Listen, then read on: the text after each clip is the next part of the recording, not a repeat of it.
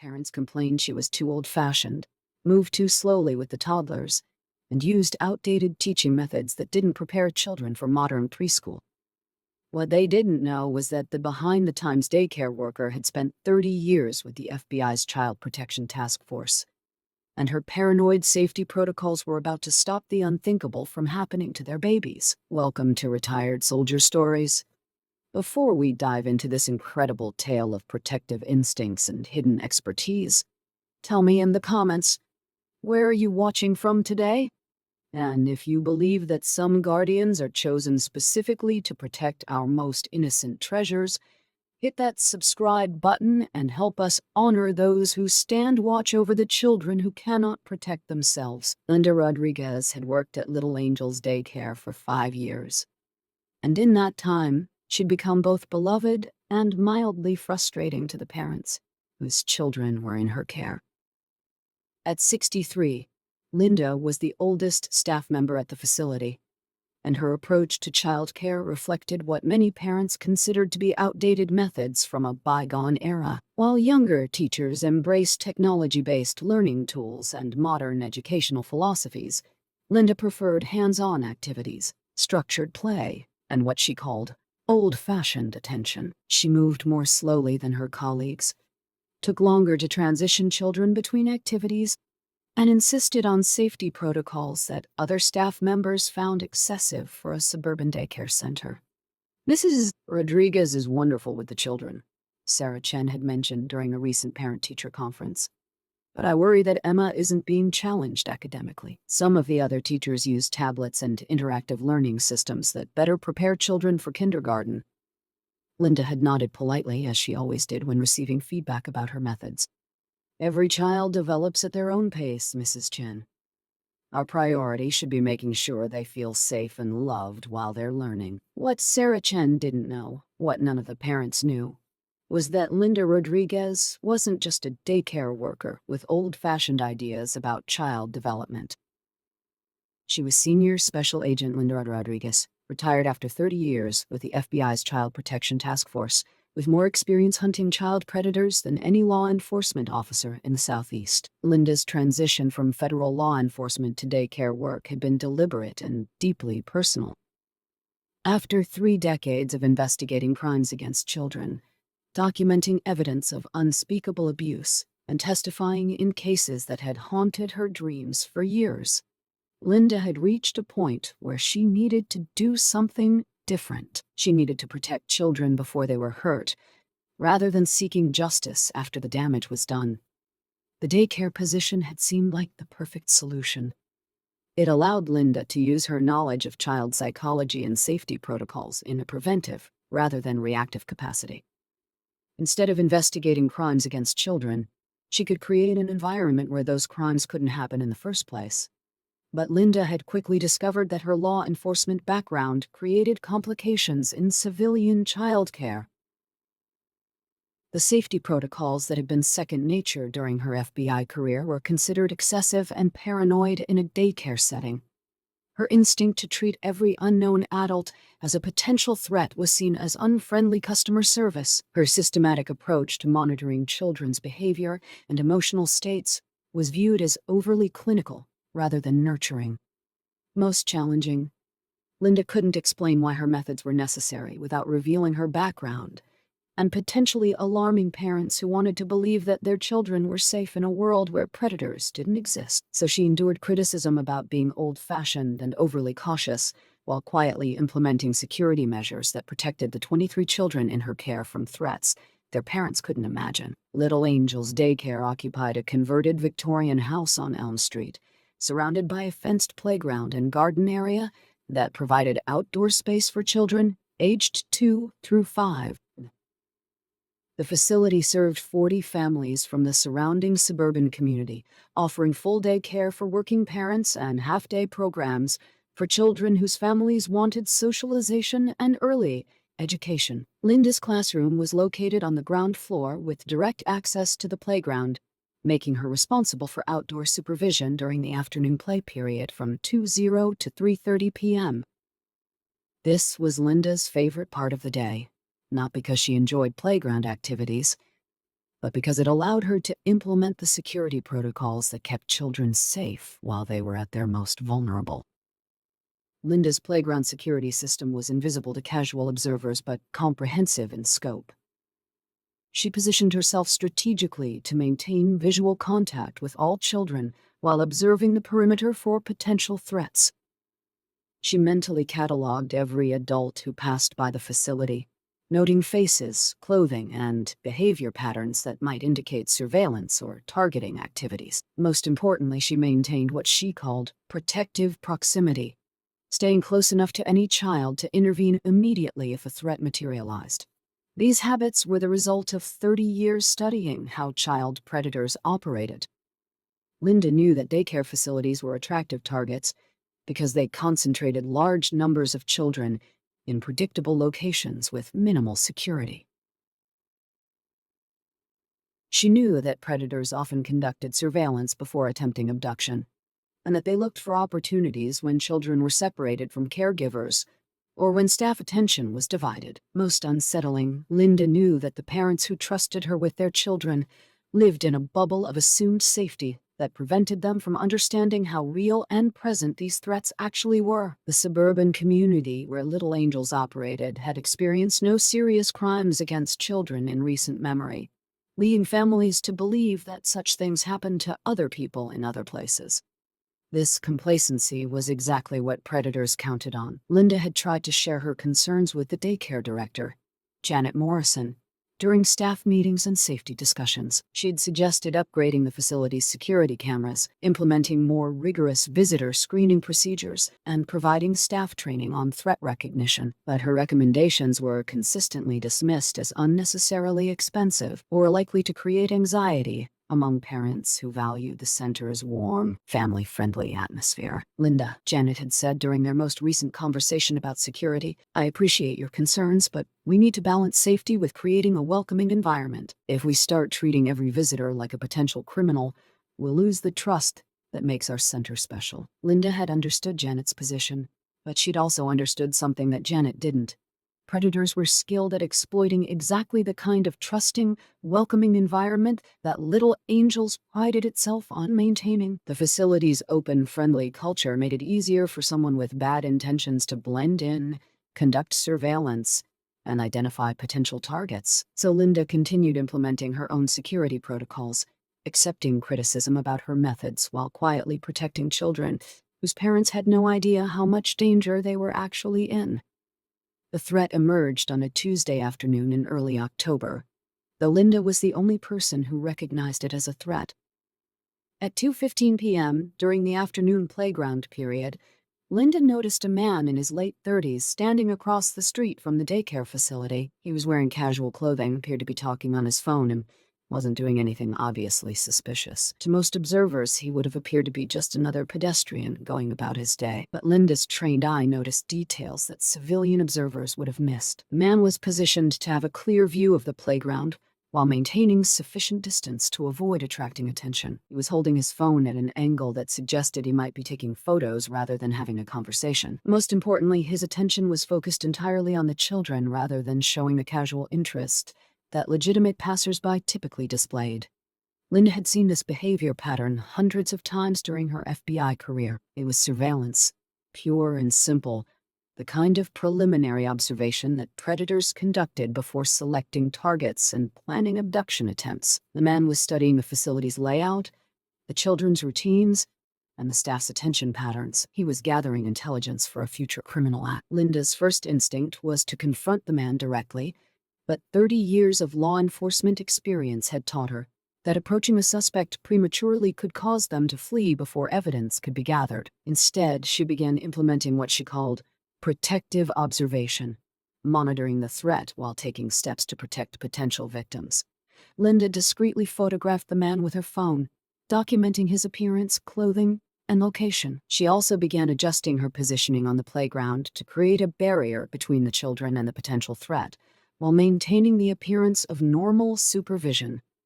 Most importantly, she started paying closer attention to which children drew the man's focus, noting that he seemed particularly interested in a group of 4-year-olds who were playing near the fence. The man remained in position for approximately 20 minutes before walking away. But Linda knew that this was just the beginning. Predators rarely attempted abduction during their initial surveillance visit. They typically returned multiple times to study patterns and identify optimal opportunities. Linda could expect the man to return, and when he did, he would likely be prepared to act on whatever plan he was developing. That evening, Linda faced a dilemma that had troubled her throughout her law enforcement career: how to protect children from a threat that hadn't yet materialized and that civilian authorities might not take seriously. She could contact local police, but her evidence consisted of photographs of a man standing on a public street, which wasn't illegal and probably wouldn't justify official investigation. She could alert the daycare director, but Janet's previous responses suggested that she would view Linda's concerns as paranoid overreaction.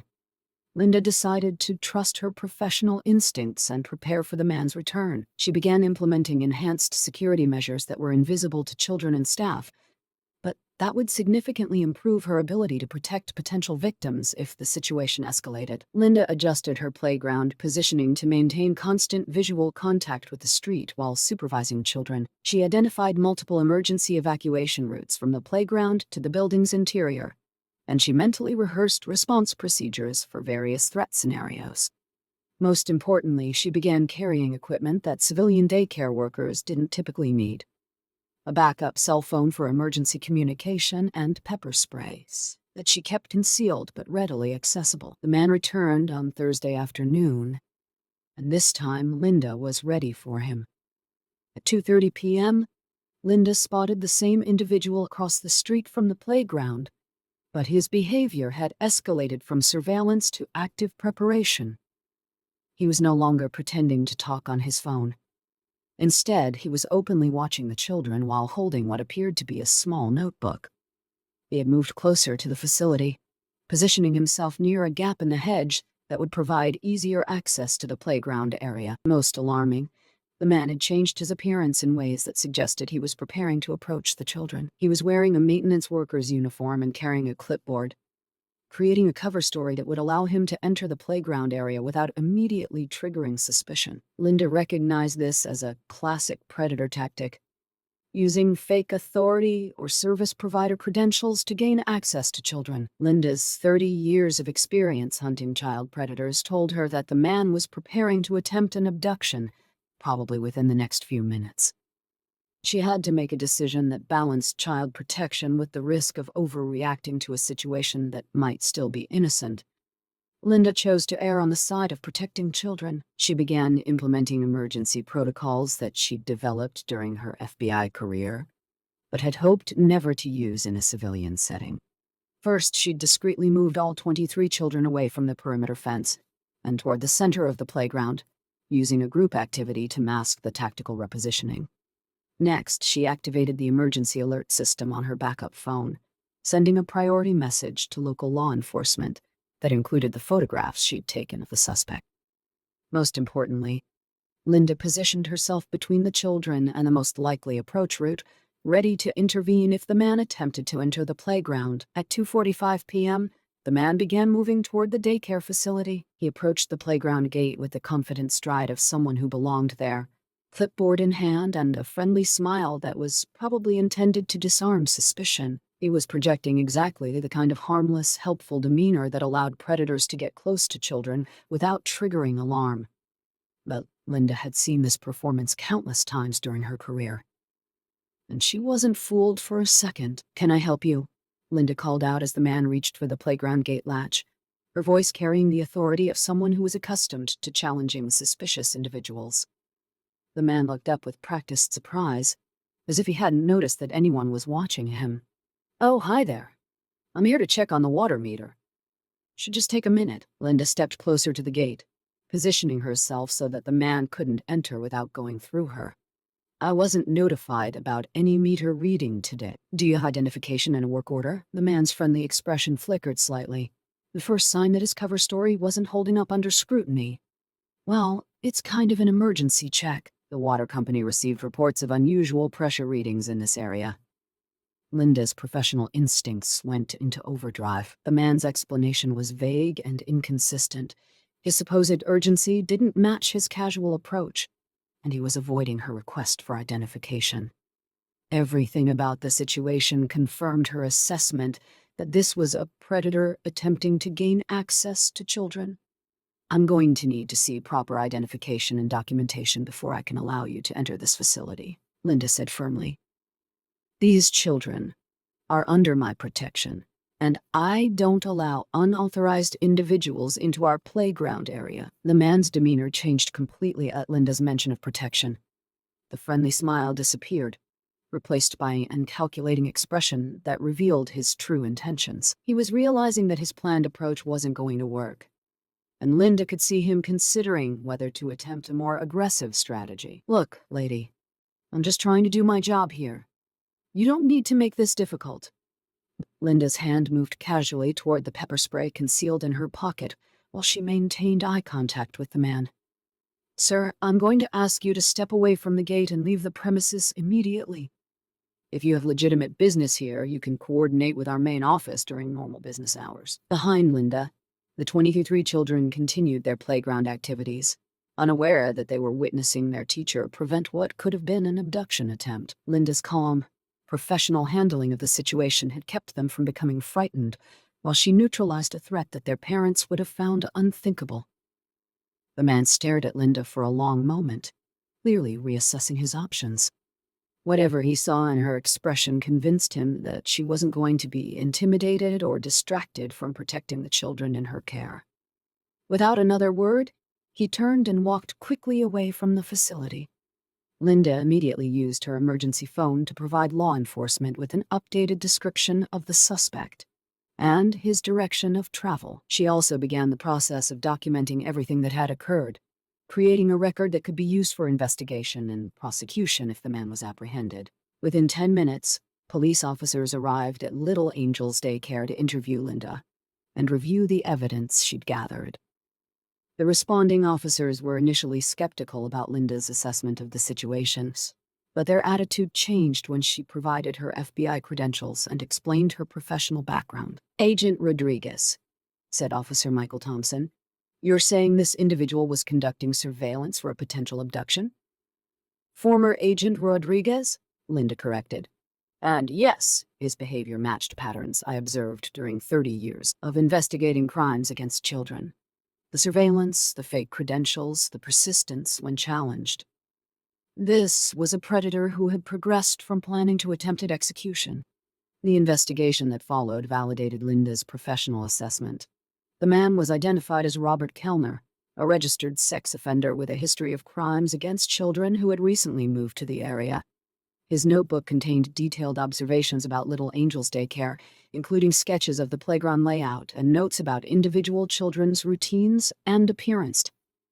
Most disturbing, police discovered that Kellner had been conducting similar surveillance at 2 other daycare facilities in neighboring communities. Linda's intervention had not only protected the children at Little Angels, but had also prevented him from targeting children at other locations. Mrs. Rodriguez, Detective Sarah Martinez told Linda during her follow-up interview, your recognition of this threat probably saved multiple children from abduction. Kellner's patterns suggest he was preparing to act, and your intervention disrupted his entire operation. The revelation of Linda's background and her role in preventing a potential tragedy transformed her relationship with the parents and staff at Little Angels Daycare. The old-fashioned methods that had drawn criticism were suddenly recognized as professional-grade security protocols implemented by someone uniquely qualified to protect children from predators. I had no idea, said Sarah Chen, the parent who had previously questioned Linda's teaching methods. I thought you were just being overprotective, but you were actually protecting Emma from dangers I didn't even know existed. Janet Morrison, the daycare director, was equally humbled by the discovery of Linda's background and expertise. Linda, I owe you an apology. I should have listened when you tried to improve our security measures. Your experience could have saved us from a catastrophe. Linda's response was characteristically modest. I didn't become a daycare worker to be recognized as a former FBI agent. I came here to protect children before they could be hurt, rather than seeking justice after the damage was done. That's still my priority. The incident led to significant changes at Little Angels Daycare and throughout the community. Linda was asked to lead a comprehensive review of safety protocols, implementing security measures that balanced child protection with the warm, welcoming environment that parents valued. Her recommendations were adopted not only by Little Angels, but by other child care facilities throughout the region. More importantly, Linda began providing training to daycare workers, teachers, and parents about recognizing potential threats to children. Her programs combined her FBI expertise with her civilian childcare experience, teaching participants how to maintain vigilance without creating anxiety or fear. The goal isn't to make people paranoid, Linda explained during one of her training sessions. The goal is to help people recognize that protecting children requires more than good intentions. It requires knowledge, preparation, and the willingness to act when something doesn't feel right. Linda continued working at Little Angels Daycare, but now her role extended beyond caring for the 23 children in her immediate charge. She had become the facility's unofficial security consultant, a resource for other child care providers, and a bridge between law enforcement and the civilian community in matters related to child protection. Parents who had once questioned Linda's methods now sought her advice about keeping their children safe in an increasingly complex world. They understood that the paranoid protocols they'd criticized were actually the careful vigilance of someone who knew exactly what threats existed and how to prevent them. Most importantly, the children in Linda's care continued to enjoy the same loving, nurturing environment they'd always experienced. But now that environment was protected by security measures developed through 3 decades of hunting the worst predators society produced. Because Linda Rodriguez had learned something during her transition from federal law enforcement to daycare work. The most important arrests were the ones you didn't have to make. The most important prosecutions were the ones that weren't necessary. And the most important victories were the ones that happened quietly, when someone with the right knowledge and the right instincts stood between innocent children and unthinkable harm. Some guardians wear tactical gear and carry federal badges. Others wear aprons and carry juice boxes. But the mission remains the same. Protect those who cannot protect themselves. Recognize threats that others cannot see. And never compromise on the safety of children, even when vigilance is mistaken for paranoia. Linda Rodriguez had spent 30 years hunting monsters who preyed on children. Now she spent her days making sure those monsters could never get close enough to the children in her care to hurt them. It was the same mission, just fought on different ground. A playground instead of a crime scene. Prevention instead of prosecution. Protection instead of punishment. And for 23 children and their families, that difference meant everything. So now I ask you, how many Linda Rodriguezes watch over our children in daycare centers, schools, and playgrounds across the country? How many former law enforcement officers have found ways to continue protecting children in civilian settings? Share your thoughts in the comments, because heroes don't always announce their credentials. Sometimes they just quietly position themselves between danger and innocence, asking no recognition except the knowledge that the children in their care go home safely every day. Thank you for watching Retired Soldier Stories. If this tale of hidden protection and quiet heroism moved you, subscribe and help us honor those who continue to serve our most vulnerable citizens long after their official duty ends. Until next time, remember that the daycare worker who seems overly cautious might be the most qualified guardian your child could have. And sometimes, the most important case an FBI agent ever works is the one where no crime is committed, no arrest is made, and no child is ever hurt, because someone who knew how to recognize evil made sure it never got close enough to touch innocence.